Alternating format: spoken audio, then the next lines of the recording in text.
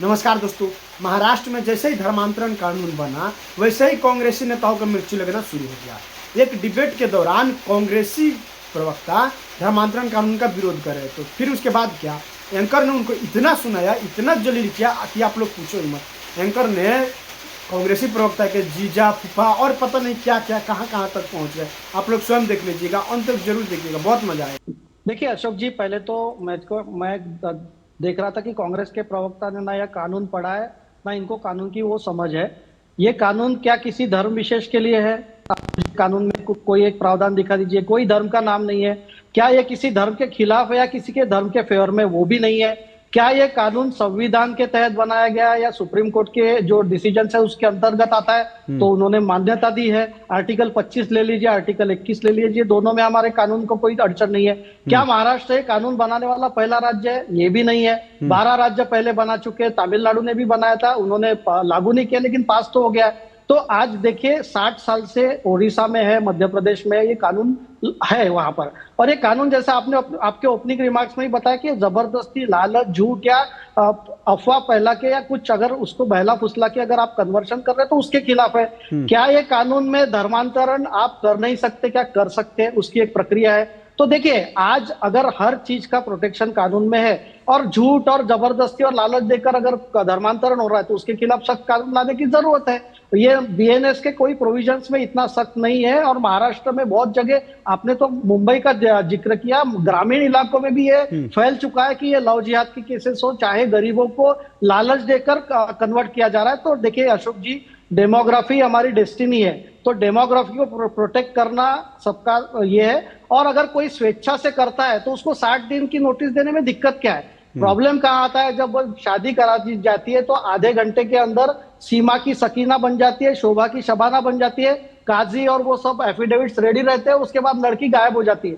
तो अगर लड़की चाहती है कि मेरा धर्म परिवर्तन करना चाहती है तो वो 60 दिन के नोटिस के लिए भी रेडी रहेगी। अगर किसी के साथ वो जिंदगी बिताना चाहती है तो उसमें क्या प्रॉब्लम है? और दूसरी बात है, 1977 में 5 सदस्यीय बेंच ने स्टैनिलॉस versus state of Madhya Pradesh के केस में सुप्रीम कोर्ट ने निर्णय दिया है आपको राइट टू रिलीजन है 25 में, लेकिन राइट ऑफ कन्वर्शन नहीं है। किसी के आप व्यक्ति स्वातंत्र को कन्वर्ट करके नहीं कर सकते। तो ये जो डेमोग्राफी चेंज करने की बात करते हैं, और ये अगर कांग्रेस पार्टी को इतनी तकलीफ है तो क्या है कोई टूल किट का हिस्सा है? क्या कोई संस्था इनसे जुड़े हैं जो कन्वर्शन? संदीप जी का एक सवाल है, संदीप जी का एक सवाल है, ले लीजिए, फिर मैं आगे बढ़ता हूं। मैं आपके भी सवाल का जवाब दूंगा, लेकिन मेरा एक सवाल है कि धर्मांतरण, जबरन धर्मांतरण के जो है खिलाफ पहले से कानून है, उस कानून के तहत सुन लीजिए, अभी आपने एक डिसीजन बताया, वो डिसीजन ही है, वो अपने आप में कानून है। ना डिसीजन नहीं है वो, सुप्रीम कोर्ट का। वो कोई कानून नहीं है सर, वो कोई कानून नहीं है। आप जवाब दे देता हूं। बिल्कुल जवाब दीजिए। हाँ, मैं अभी विनीत जी आ रहा हूँ, एक मिनट। संदीप जी, धर्मांतरण के खिलाफ कौन सा कानून है? बड़ा सीधा सवाल पूछा जा रहा है, जरा एक बार बता दीजिए। देखिए अशोक जी, सीधी बात है, जो धर्मांतरण के खिलाफ कानून है वो राज्य सरकार बनाती है, केंद्र का कोई कानून नहीं है। इसलिए 12 राज्यों ने कानून बनाया। और ये जो आप सुप्रीम कोर्ट का जो 1977 का जजमेंट है, वो जो उड़ीसा का जो धर्मांतरण का कानून था और मध्य प्रदेश का धर्मांतरण का कानून था, उसको चैलेंज किया गया और 5 बेंच की इस सुप्रीम कोर्ट ने उसमें डिसीजन दिया है। तो कोई केंद्र का कानून नहीं है, कोई केंद्र का कानून नहीं है, ये राज्य सरकार बनाती है। और राज्य सरकार, महाराष्ट्र में हमने एक कानून बनाया है क्योंकि हमें बहुत सी जगह ये देखा गया है कि ये धर्म परिवर्तन जबरदस्ती, लालच, झूठ के तहत किया जा रहा है। और अगर आप सच है तो आपको दिक्कत क्या है अशोक जी? नहीं, मैं दिक्कत पे आता हूं। एक मिनट संदीप जी रिस्पॉन्ड कीजिए, फिर मैं विनीत जी के पास जाऊंगा। ये संविधान में ही है, हमारा आर्टिकल जो है अनुच्छेद 26 और 27 जो ये कहता है कि आप धर्म का प्रचार तो कर सकते हैं, वही वो बोलता है कि आप जो है जबरन या गलत तरीके से कानून पूछा, कानून संविधान में लिखा, कानून पूछा सर, और संविधान में लिखा है तो अपने आप में कानून। संविधान सुप्रीम कोर्ट ने डिसीजन किस आधार पर दिया? अभी आपने कहा राष्ट्रीय स्तर पर कोई कानून नहीं है, वही मैं बता रहा हूँ। विनीत जिंदल, संविधान में जो लिखा होता है सब कानून है क्या? और क्या धर्मांतरण को रोकने के लिए कोई हमारे पास कानून है? जो जबरन धर्मांतरण होता है उसको रोकने का कोई कानून है हमारे पास? पूरे देश में एक समान कोई कानून नहीं है। बिल्कुल, क्योंकि मैं कह रहा हूं देखिए, पूरे जो देश में आर्टिकल सुन की लीजिए, आप सुन बात लीजिए। कर रहे हैं, जो आर्टिकल वो कानून नहीं है, वो कॉन्स्टिट्यूशनल राइट है। हाँ, कानून उसको कहते हैं कॉन्स्टिट्यूशनल एडवाइस है वो। हाँ यस, और कॉन्स्टिट्यूशनल और कानून उसको कहते हैं जब कानून बनाया जाता है और उसके साथ उसकी सजा का प्रावधान होता है। पूरे देश में धर्मांतरण को लेकर कोई सजा का प्रावधान एक समान रूप से कहीं नहीं है, इसीलिए राज्यों को ये करना पड़ता है और हर राज्य अलग अलग तरीके से अपना कानून बनाता है, और ऐसा ही महाराष्ट्र ने किया है। तो एग्जैक्टली। ये गलत प्रिजम्पशन मुझे लगता है कि जो कांग्रेस के प्रवक्ता हैं उनकी है। और यहाँ पे एक चीज क्लैरिफाई करना चाहूंगा अशोक जी, क्योंकि शुरू में ही कांग्रेस के जो प्रवक्ता है उन्होंने बोला कि भाई ये कहाँ से डाटा आया, किसने कहा कि कन्वर्जन होता है। तो 2022 की एक जजमेंट है सर्वोच्च न्यायालय की, जस्टिस एमआर शाह और जस्टिस हेमा कोहली की बेंच थी, और उन्होंने इस बात को स्पेसिफिकली बोला है अपनी जजमेंट में कि हमारे देश में फोर्सफुल कन्वर्जन हो रहा है और डेमोग्राफिक चेंज जो हो रहा है वो हमारे देश की नेशनल सिक्योरिटी के लिए बहुत बड़ा खतरा है। और इसके ऊपर केंद्र सरकार को डायरेक्शन दी गई थी, उसके अंदर कहा गया कि आपको इसमें देखने की जरूरत है, आप इसमें स्टेप अपॉन कीजिए और कानून बनाइए पूरे देश में कि किस तरीके से इस फोर्सफुल कन्वर्जन को या जो बहका के फुसला के जो कन्वर्जन कराए जाते हैं उनको रोका जाए। तो ये कहीं से कोई बीजेपी का या किसी केंद्र सरकार का कोई अपना बनाया हुआ चीज नहीं है, कोई हवा नहीं है, ये सचमुच ये ग्राउंड रियलिटी है और ये समझना पड़ेगा। और अगर कांग्रेस या कोई और पार्टी इस चीज को नहीं समझती तो वो कहीं ना कहीं हमारी देश की नेशनल सिक्योरिटी से खेलने का काम। विनीत जिंदल जी, जो आप जिस कानून जिस सुप्रीम कोर्ट के जजमेंट का हवाला दे रहे हैं वो मेरे हाथ में है, और मैं इसकी हेडिंग पढ़ के बता देता हूं। इसकी हेडिंग में साफ लिखा है, जबरन धर्म परिवर्तन देश की सुरक्षा के लिए खतरनाक।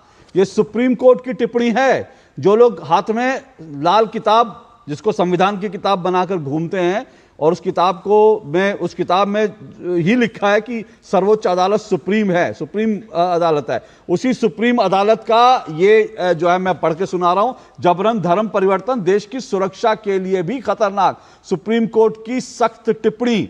जस्टिस शाह ने कहा यह देश की सुरक्षा के लिए खतरा है। अगर कोई स्वेच्छा से करता है तो कोई समस्या नहीं, लेकिन अगर किसी दूसरे ढंग से धर्मांतरण कराया जाता है तो खतरनाक है, और केंद्र सरकार इस पर अपना रुख स्पष्ट करे, यह सुप्रीम कोर्ट चाहता है। और आप ठीक है, मैं मान लेता हूं। एक मिनट रुकिए, एक मिनट। इसी पे मेरा सवाल था भाजपा के प्रवक्ता से कि ये इस तरीके की जब चीजें हो रही हैं तो आपने कितने मुकदमे किए? अरे सर, सरकार आपकी है, 10 साल से है, आपके यहाँ ट्रेन में अधिकारों के गाना कोई अब धर्म का इस तरीके से प्रचार कर रहा है। संदीप जी रुकिए, बातें कर रहे हो, बात करने से काम नहीं चलेगा। संदीप जी रुकिए, एक मिनट। क्या कॉन्स्टिट्यूशन उत्तर प्रदेश में कानून बन गया ना, 21 में कानून बना, कितने लोगों पे FIR? एक मिनट संदीप जी रुकिए, आप बहुत जोश में आ गए हैं स्टूडियो में आके, लेकिन एक बात सुनिए। विनीत जिंदल जी, जरा मुझे बताइए कि अगर संविधान में कोई, कॉन्स्टिट्यूशन में कोई एडवाइस है, उस एडवाइस के आधार पर क्या कोई राज्य सरकार मुकदमा लिख सकती है क्या? अभी एक बहुत बढ़िया एडवाइस आई है, संविधान की व्याख्या के आधार पर मुकदमा लिखिए। नहीं, बिल्कुल नहीं अशोक जी। और देखिए, मुझे तो लगता है कानून है, मैं कह रहा हूं उत्तर प्रदेश में कितना हुआ है? उत्तर प्रदेश में 21 में अरे आज आप मजाक करने के मूड में आए। 2021 में बन गया ना। संदीप त्रिपाठी जी एक मिनट, संदीप त्रिपाठी जी एक मिनट, आप मेरे साथ मजाक कीजिए, एक मिनट मेरे साथ मजाक कीजिए, मेरे दर्शकों के साथ मजाक मत कीजिए। उत्तर प्रदेश का कानून महाराष्ट्र में लागू नहीं होगा कि योगी जी ने कानून बना दिया तो महाराष्ट्र में लागू हो जाएगा। उत्तर प्रदेश में कितना मुकदमा हुआ? भाजपा तो यहाँ अरे उत्तर प्रदेश में कितने मुकदमे आप जाके देख लीजिए। उत्तर प्रदेश में बहुत, अरे उत्तर प्रदेश में रोज मुकदमा। अच्छा, ओके, अच्छा मैं आपको बताता हूँ। भाजपा, एक मिनट सुनिए ना, एक मिनट। अभी इन्होंने पूछा उत्तर प्रदेश में कितने मुकदमे हुए। हाँ, अभी आपने पूछा उत्तर प्रदेश में कितने मुकदमे, मैं बताता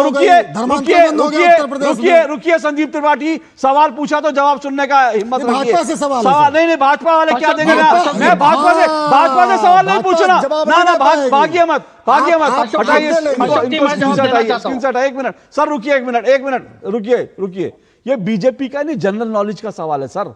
ये बीजेपी प्रवक्ता जवाब दे, कोई जरूरत नहीं है, जनरल नॉलेज का सवाल है। जहां कानून होता है वहां मुकदमे लिखे जाते हैं। और ये पूछिए, छांगुर बाबा ये आपके जो है फूफा लगते थे, जिनको उत्तर प्रदेश की योगी सरकार ने पकड़ लिया। ये आप लोगों के फूफा लगते थे। इनके लिए छांगुर बाबा के लिए किस किस को दर्द हुआ, कौन कौन कर रहा था? इसने 1000 लड़के पाले हुए थे, धर्म परिवर्तन के लिए, भाजपा की और वो सरकार में। महाराष्ट्र से लेकर कर्नाटक तक, काम उत्तर करता प्रदेश रहा से वो। लेकर मध्य प्रदेश तक ये छांगुर बाबा करता था। और इस छांगुर बाबा के लिए जो है समाजवादी पार्टी और कांग्रेस वाले छाती पीट रहे थे, कभी नहीं क्योंकि पीटा। क्योंकि हमने इनका कभी नहीं जीजा पीटा, लगता पार्टी ने कभी है। नहीं ये पीटा। छांगुर बाबा जीजा गलत- लगता है आप गलत- लोगों का, नहीं, ये जीजा भाजपाइयों लगता का है, जीजा ये है। कांग्रेस का जीजा है, भाजपाइयों का ये जीजा है, जीजा है आपका। दक्षिणपंथियों का जीजा है, देखा जिनको बात पब्लिक कर- खत्म। बाय बाय, टाटा, गुड बाय।